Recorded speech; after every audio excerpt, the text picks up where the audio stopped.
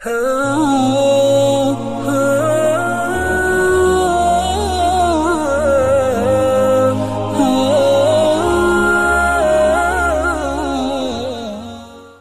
لله الذي هدانا لهذا وما كنا لنهتدي لولا أن هدانا الله ونشهد أن لا إله إلا الله وحده لا شريك له ونشهد أن سيدنا وسندنا وحبيبنا وشفيعنا وطبيبنا ومولانا محمدا عبده ورسوله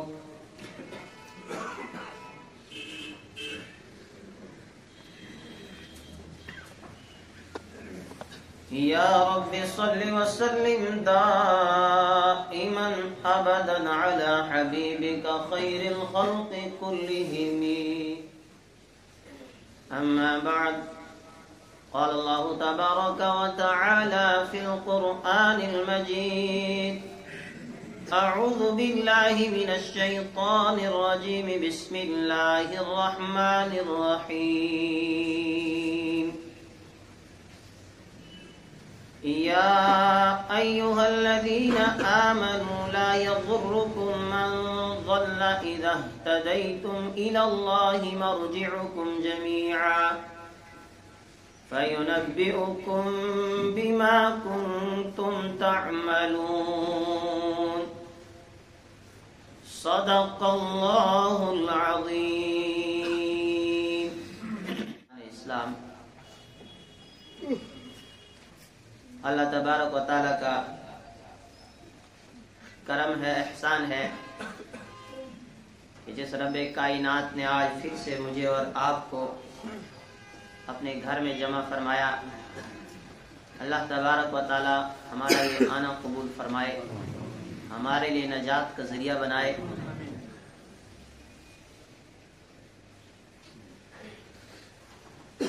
اللہ تبارک و تعالیٰ نے مجھے اور آپ کو اس دنیا کے اندر بھیجا ہے اور ایک مقصد کے تحت اللہ تبارک و تعالیٰ نے ہمیں بھیجا. ہم نے اپنے مقصد کو سمجھنا ہے کہ ہمارے رب نے ہمیں اس دنیا کے اندر کیوں بھیجا اور کس مقصد کے لیے بھیجا ہے. گزشتہ کئی ہفتوں سے آپ قرآن پاک کی اسی آیت کے تحت کچھ باتیں سن رہے تھے جس پہ میں نے آپ کو کہا کہ اللہ تبارک و تعالیٰ کی طرف سے جو پیغام ہمارے لیے آیا ہے اور پوری انسانیت کے لیے آیا، جس طرح ایک غیر ایمان والے کے لیے ایمان لانا فرض ہے، اسی طرح ایک ایمان والے کے لیے اپنے ایمان کی حفاظت کرنا فرض ہوتا ہے. اور آپ جس دور میں جی رہے ہیں، جن حالات میں ہم جی رہے ہیں، میرے اور آپ کے آقا رحمت دو عالم صلی اللہ علیہ وسلم نے فرمایا بادروا بالاعمال فتنا كقطع الليل المظلم، کہ لوگوں اعمال میں سبقت کرو، یعنی اپنے ایمان کو مضبوط کرو، اپنے آپ کو اعمال پر کھڑا کرو اس دن کے آنے سے پہلے کہ تمہارے اوپر فتنے ظاہر ہو جائیں گے. اور فتنے بھی کس طرح آئیں گے؟ قطع اللیل المظلم، اندھیری رات کی طرح فتنے رونما ہو جائیں گے. اور اس وقت پھر کیا حال ہوگا؟ فرمایا یصبح الرجل مؤمنا ویمسی کافرا، کہ ایک آدمی صبح کو مومن ہوگا اور شام کو وہ کافر ہو جائے گا. ویمسی مؤمنا ویصبح کافرا، شام کو وہ مومن ہوگا، صبح کو وہ کافر ہوگا. اس دن کے آنے سے پہلے پہلے تم اپنے ایمان کو مضبوط کر لو، اپنے آپ کو اعمال پر کھڑا کر لو، تاکہ کل کو جب فتنے رونما ہوں گے ان فتنوں کا اثر تمہارے ایمان پر نہ پڑے، کہیں تمہارا ایمان نہ تم سے چھن جائے۔ نبی اکرم صلی اللہ علیہ وسلم نے بہت ہی واضح الفاظ میں یہ بات فرمائی ہے۔ یہاں یہ نہیں کہا گیا کہ لوگوں کے اندر ایمان کم ہو جائے گا، ان کا ایمان کمزور ہوگا، یا وہ فلاں فلاں گناہ کے اندر مبتلا ہو جائیں گے، نہیں، بلکہ صاف طور پر یہ فرمایا کہ ایک آدمی صبح کو اچھا خاصا مومن ہوگا، لیکن شام ہوتے ہوتے وہ بالکل کافر ہو جائے گا۔ شام کو اچھا بھلا مومن تھا، صبح کو پتہ چلا کہ یہ کافر ہو گیا۔ اور آگے نبی اکرم صلی اللہ علیہ وسلم نے فرمایا یبیع دینہ بعرض من الدنیا، کہ یہ آدمی کیسے کافر ہوگا؟ فرمایا یہ اپنے ایمان کا سودا کرے گا دنیا کے حقیر ساز و سامان کے لیے، اپنے ایمان کو بیچے گا پیسوں کے خاطر، نوکری کے خاطر، عہدے کے خاطر، یعنی دنیا کی حقیر سے حقیر چیز کے لیے یہ آدمی اپنے ایمان کا سودا کر لے گا۔ اور اگر ہم اپنے معاشرے پہ نظر ڈالیں گے تو یہ وہی دور ہے جس کے لیے میرے اور آپ کے آقا رحمت دو عالم صلی اللہ علیہ وسلم نے یہ بات فرمائی کہ اندھیری رات کی طرح فتنے تمہارے اوپر رونما ہو جائیں گے، چاروں طرف سے فتنے تمہیں گھیر لیں گے، جہاں تمہارے لیے اپنا ایمان بچانا مشکل ہو جائے گا۔ لہذا اس سے پہلے اپنے ایمان کے اوپر محنت کر لو۔ جب تم اپنے ایمان پر محنت کر لو گے، جب تم خود اپنے ایمان کی فکر کر لو گے، جب تم خود ہدایت پہ آ جاؤ گے، قرآن نے اعلان کیا یا ایھا الذین آمنوا لا یضرکم من ضل اذا اہتدیتم، او ایمان والو، لا یضرکم،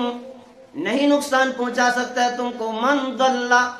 وہ شخص جو گمراہ ہے، اذا اہتدیتم، جب تم خود ہدایت پہ آ جاؤ گے۔ جب تم اپنے ایمان کی فکر کرو گے تو تمہارا دشمن تمہیں نقصان نہیں پہنچا سکتا، تمہیں کوئی گمراہ نہیں کر سکتا، تمہیں تمہارے ایمان سے کوئی ہٹا نہیں سکتا، لیکن شرط یہ ہے کہ تم اس کے لیے کوشش تو کرو، تم اپنے آپ کو ایمان پہ کھڑا تو کرو۔ لا یضرکم من ضل اذا اہتدیتم الی اللہ مرجعکم جمیعا فَيُنَبِّئُكُم بِمَا كُنتُمْ تَعْمَلُونَ، تم سب کو رب العالمین کے پاس لوٹنا ہے اور تمہیں تمہارے ایک ایک عمل کے بارے میں بتایا جائے گا کہ انسان نے کیا کیا ہے، انسان کو اس کے ایک ایک عمل کے بارے میں بتایا جائے گا کہ زندگی میں کیا کر کے آئے ہو۔ بھائی مسجد کی تعمیر کے لیے آپ حضرات بڑھ چڑھ کے تعاون کریں۔ تو اللہ تبارک و تعالیٰ نے ہم سے یہ فرمایا کہ اگر خود تم ہدایت پہ آ جاؤ گے اور خود تم اپنے آپ کو ایمان کے اوپر کھڑا کر لو گے، پھر وہ فتنے بھی تمہارے ایمان پہ کچھ اثر انداز نہیں ہو سکتے۔ لیکن جب انسان اپنے ایمان کی حفاظت کرے گا ہی نہیں، جب انسان اس کی کوشش ہی نہیں کر رہا ہے، جب ہم مومن بننے کی کوشش نہیں کر رہے ہیں، تو پھر یہی ہوگا کہ انسان صبح کو تو اچھا خاصا مومن اور شام ہوتے ہوتے کافر ہو جائے گا۔ شام کو مومن تھا، صبح ہوتے ہوتے کافر۔ کیونکہ جس دور میں ہم جی رہے ہیں چھٹائی کا دور ہے، کہ ایک انسان کے دل کے اندر اگر ایمان کی حقیقت نہیں اتری ہے، اگر وہ صرف کاغذات میں اپنے آپ کو مسلمان ظاہر کرتا ہے، لیکن اس کا کردار، اس کے اخلاق، اس کی بول چال، اس کی گفتار، کوئی بھی چیز ایک ایمان والے کے ساتھ نہیں ملتی ہے، اللہ تبارک و تعالیٰ اس کو بالکل الگ کر دے گا۔ اگرچہ پھر وہ اربوں کی تعداد میں کیوں نہ ہو، خربوں کی تعداد میں کیوں نہ ہو، اللہ تبارک و تعالیٰ کو کسی کے ایمان کی ضرورت نہیں ہے۔ محتاج میں اور آپ ہیں، اللہ تبارک و تعالیٰ ہمارا محتاج نہیں ہے۔ اللہ تبارک و تعالیٰ نے چھٹائی کرنی ہے، اور یہ عمل کوئی آج سے شروع نہیں ہوا۔ آپ قرآن پاک میں سورہ توبہ کو پڑھیں، جس وقت غزوہ تبوک پیش آیا اور نبی اکرم صلی اللہ علیہ وسلم کی طرف سے اعلان ہوا کہ ایک بڑی مہم کے لیے نکلنا ہے، اور اس وقت لوگوں کی چھٹائی ہو گئی، کیونکہ نبی اکرم صلی اللہ علیہ وسلم کو یہ معلوم ہے کہ اب زیادہ دیر مجھے اس دنیا میں نہیں ٹھہرنا ہے، اور میں چاہتا ہوں کہ یہاں پر جتنے بھی لوگ ہوں ان لوگوں کی اچھی طرح چھٹائی ہو جائے کہ ان میں سچے کون ہیں، ان میں وفادار کون ہیں، اور ان میں غدار کون ہیں، بے وفا کون ہے، ان لوگوں کی چھٹائی ہو رہی ہے۔ جس وقت قرآن پاک میں پروردگار کی طرف سے یہ اعلان آیا، او ایمان والو تم سب کو حکم دیا جا رہا ہے کہ اللہ کے راستے میں اپنی جان قربان کرنی ہے، اپنا مال لگانا ہے، جو جس حال میں اس کو نکلنا پڑے گا۔ اسی وقت لوگوں میں لوگ تقسیم ہو گئے،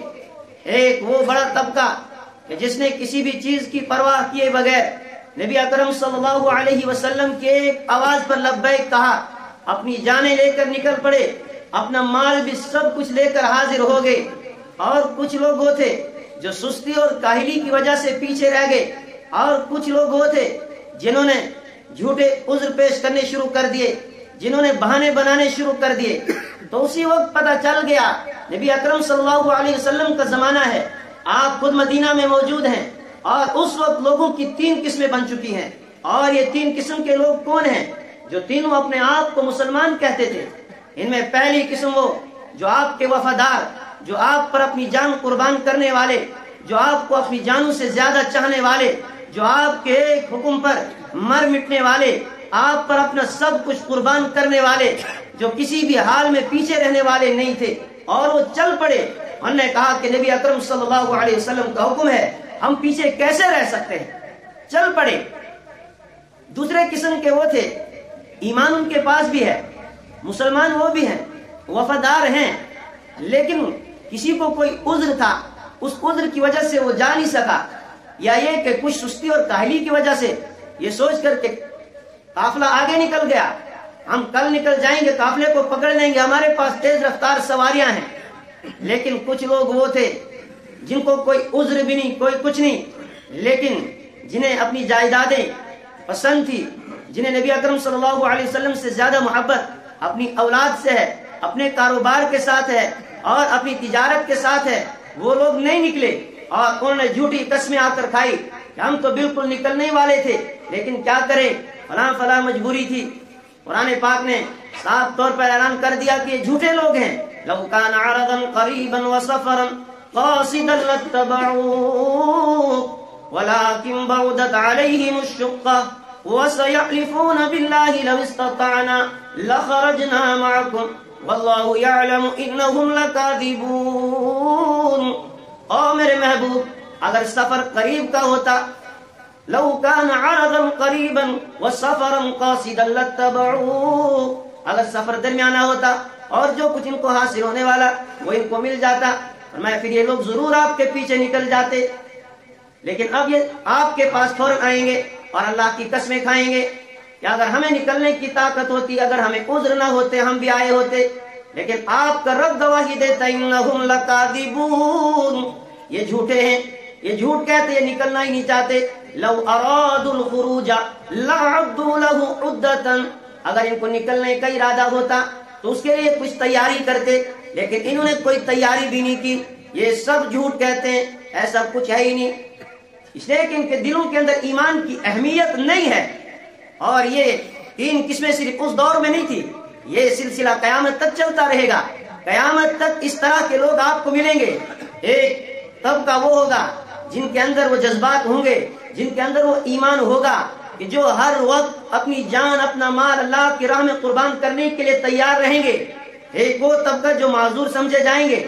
اور ایک وہ طبقہ جو آج بھی دعوت تو مسلمان ہونے کا کرے گا، لیکن اس کو محبت اپنی تجارت سے ہوگی، اس کو محبت اپنے کاروبار سے ہوگی، اس کو محبت اپنے عہدے اور اپنی نوکری کے ساتھ ہوگی۔ اب جب بھی اس کے سامنے اسلام کی بات آئے گی، قرآن کی بات آئے گی، اب یہ اس میں یہ دیکھے گا کہ کہیں میرا نقصان تو نہیں ہوگا اگر میں نے اس کا ساتھ دیا۔ اب وہ حق کا ساتھ دینے میں اپنی تجارت کا نقصان دیکھے گا، اپنی ملازمت کا نقصان دیکھے گا، اور اپنے عہدے کا نقصان دیکھے گا۔ اگر اس کو یہ لگا کہ حق کا ساتھ دینے میں میری تجارت میں میرا نقصان ہو سکتا ہے، میرے عہدے میں میرا نقصان ہو سکتا ہے، میرے کسی اور کام میں میرا نقصان ہو سکتا ہے، تو یہ پیچھے ہٹ جائے گا، کوئی بہانہ کرے گا، حق کھل کے بولے گا نہیں، حق کا ساتھ دینے کے لیے آگے آئے گا نہیں۔ جہاں اس کو لگے گا کہ یہاں حق کا ساتھ دینے میں میرا کوئی مفاد ہے، مجھے یہاں کچھ فائدہ مل سکتا ہے، تو وہاں فوراً آئے گا اور زور سے نعرے لگانا شروع کرے گا کہ ہم تو مسلمان ہیں۔ لیکن چونکہ اللہ کو معلوم ہے کہ دلوں کی کیفیت کیا ہے، میرے ایمانی بھائیوں، اس دور میں ایمان بچانا بہت مشکل ہے، کیونکہ فتنوں کا دور ہے۔ حالات ہر دور میں آئے، اور حالات اسی لیے آتے ہیں کہ چھٹائی ہوتی ہے، اور ہر دور میں چھٹائی ہوئی ہے۔ ہر دور میں کھرے اور کھوٹے کو الگ کیا گیا، سچوں اور جھوٹوں کو الگ کیا گیا۔ ایک آدمی اگر دعویٰ ایمان کا کرتا ہے اور اس کے بعد پھر دیکھا جاتا ہے کہ کیا یہ قربانی دینے کے لیے تیار ہے کہ نہیں۔ اللہ کا وعدہ ہے کہ میں ایمان والوں کو زمین کی خلافت دوں گا اور ایمان والوں کو غالب کروں گا، لیکن شرط یہ ہے کہ ان کو اپنے آپ کو بدلنا پڑے گا، ہمیں اپنا سسٹم چینج کرنا پڑے گا، ہمیں اپنے معاشرے کے اندر، اپنی زندگیوں کے اندر تبدیلی لانی پڑے گی، ہمیں اپنی زندگی کو ایمان کے اوپر لانا پڑے گا، ہمیں اپنے آپ کو ایمان پر کھڑا ہونا پڑے گا، اور پھر آپ دیکھیں گے کہ کس طرح حالات بدلیں گے۔ اسلام کو کوئی نقصان پہنچا نہیں سکتا اور نہ ہی اسلام کا نقصان ہوگا، اور نہ ہی اسلام کبھی خطرے میں تھا اور نہ ہے،